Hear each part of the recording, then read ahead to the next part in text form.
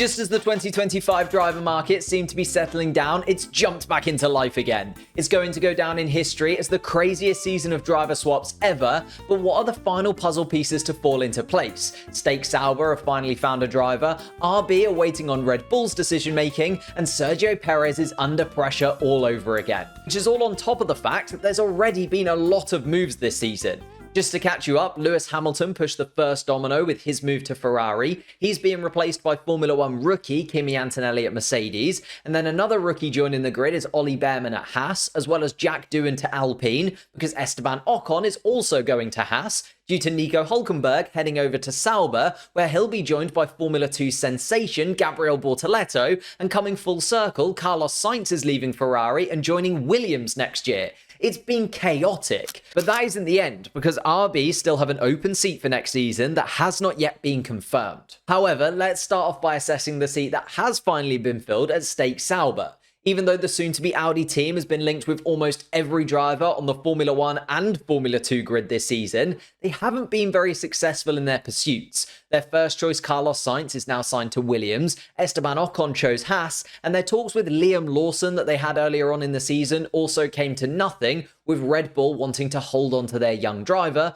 that we'll talk about a little bit later on in the video. But the problem that they've had is they're the slowest team on the grid by a long way, they have massive mechanical issues to overcome, and Audi are already making huge changes to their Formula 1 team, despite not even being a Formula 1 team yet. So you can understand why drivers have been quite cautious in signing themselves up to a project that has so many hurdles to overcome, and that drivers with other options have been steering clear of the Sauber and Audi team, making their options incredibly limited, and with all of those rejections coming Sauber's way, and them having to find a backup to their backup to their backup as the season has progressed, and that led me to thinking that the Sauber team would just hold on to Valtteri Bottas for the 2025 season.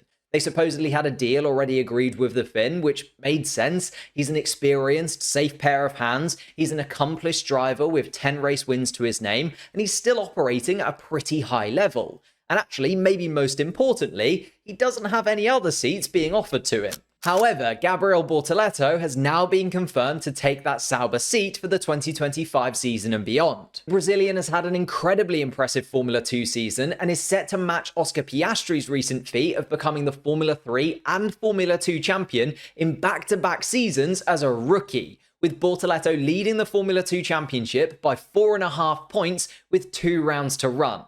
The problem was that Bortoleto is a McLaren junior, so if Sauber wanted to have him, then everyone would have to agree to either release him out of his McLaren deal, or for the Sauber team to accept that he could be recalled by McLaren if they needed him, which isn't a good look for Audi and isn't something the team wanted to agree to. Luckily for them, Andrea Stella said, it's very normal and natural that Formula 1 teams are interested in having Gabriel as a driver.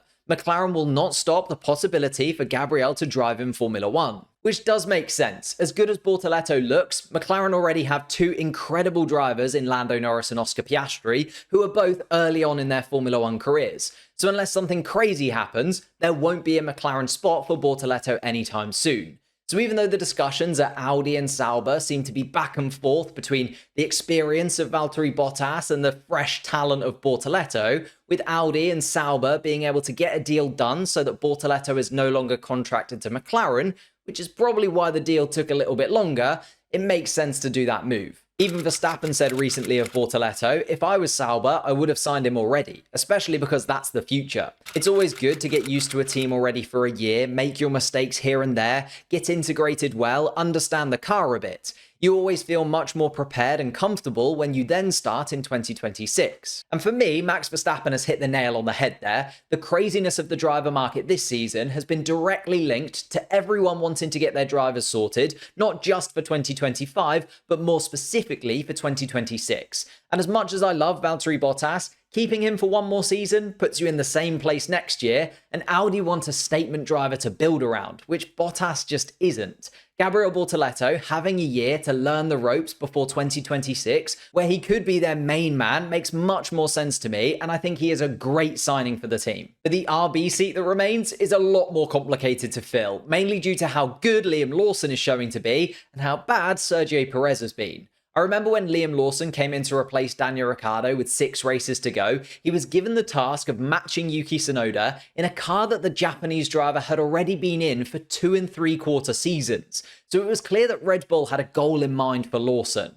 I remember him saying, they want me to match him and basically perform. They want points. And I know that we're only halfway through Lawson's 6-race stint, but there have been 10 competitive sessions, which is quite a few to build a picture around. It did start off quite slow for Liam Lawson, although to be fair to him, it was his first race back, he'd never driven the circuit before, and he inherited a power unit grid penalty. So there wasn't really much expectation on him. But despite that, in the race, he was sublime, getting the better of Yuki Tsunoda, who was slightly done on strategy, and leaving an impression on Sergio Perez too.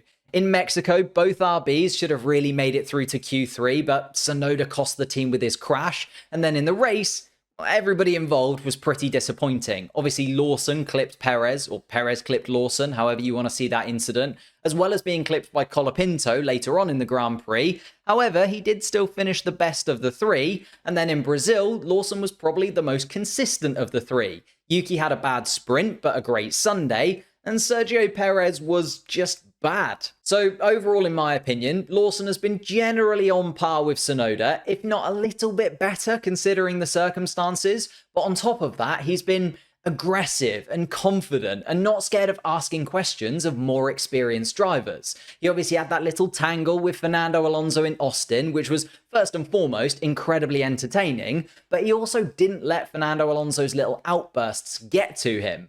Although actually more entertaining is how he races the other Red Bull cars, letting Max Verstappen by whenever the championship leader is in close proximity, but battling with Sergio Perez for every inch of track. And I think Lawson is currently rent-free in Sergio Perez's head. I don't have any relationship with him. The way he's come into Formula 1, I don't think he has the right attitude for it. He needs to be a bit more humble, was the response of Sergio Perez when he was talking about his bump with Lawson in the Mexican Grand Prix.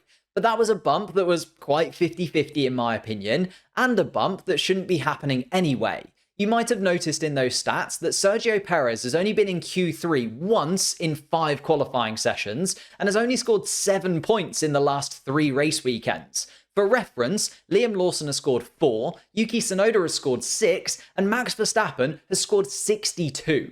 Sergio Perez is a world away from the level that he should be at. I mean, even Lewis Hamilton has scored 16 points for Mercedes, and he's described the last 3 races as the worst in his career. Helmut Marko said, Perez may have a contract, but Formula 1 is a meritocracy. If the performance is not right, even contracts are useless. At the end of the season, we'll sit down together and decide who is the best teammate for Verstappen at Red Bull. At the moment, how you can continue to justify Perez's position within the team beyond this season, I'm not sure. And you can see that even Christian Horner's side of the team is running out of excuses for Sergio. Horner said of Perez's form, we're working with him as hard as we can to try and support him. But there comes a point in time that you can only do so much. There comes a point in time that difficult decisions have to be made. So it's not looking good for Sergio Perez at Red Bull because Lawson is doing exactly what he needs to be doing, and the RB team also seem to have decided on a driver to go in alongside Yuki Tsunoda for next season too, if Liam Lawson isn't available, because Williams' Franco Colapinto is everything that the Red Bull team need to ditch Perez and promote Lawson. Since getting the sudden chance to replace Logan Sargent between the Dutch Grand Prix and Italian Grand Prix weekends just after the summer break, it's been all about Franco Colapinto. He almost matched Logan Sargent's best finish of the season in his first outing, finishing in 12th, and then that's been his lowest finish outside of Brazil, with 2 points finishes, an 11th place and another 12th place finish, which actually is probably the best 5 finishes in a row of any Williams driver this season. Like, Alex Albon hasn't had 5 races in a row where he's been that consistent. Although it has certainly helped that Alex Albon has also gone through probably his worst stint ever in a Williams car in the last 4 races, with 3 non-finishes. But even without that helping his finishes look better, Colapinto's driving has caught the eye of the entire grid, as the Argentine has taken Formula 1 in his stride. And with Colapinto having no chance of getting into a Williams seat beyond the end of 2024 due to Carlos Sainz's arrival, it'll be tough for Williams to hold on to him if other teams do come knocking. James Vowles has said that Colapinto is earning his place, he needs to do more on track to keep earning his place, but he's shining, and that's why there's interest from other teams. We're actively working with teams that are interested to try and find the right arrangement that helps Franco, that protects Franco as well, and protects all parties. However, alongside his performance on track, Colapinto also ticks a lot of the boxes off track that Red Bull need to consider if they were to drop Sergio Perez. One of the major benefits of having Sergio Perez is his commercial sponsorships. Sergio Perez's primary backer is Mexican billionaire Carlos Slim, who's thrown quite a few dollars at Red Bull in the last few seasons. So the fact that Slim already has a connection to Colapinto, because Colapinto is an ambassador for Claro, one of Slim's brands in Argentina, is a simply lovely benefit for the Red Bull team and their bank balance, because through Colapinto, they can stay connected to Slim without Sergio Perez.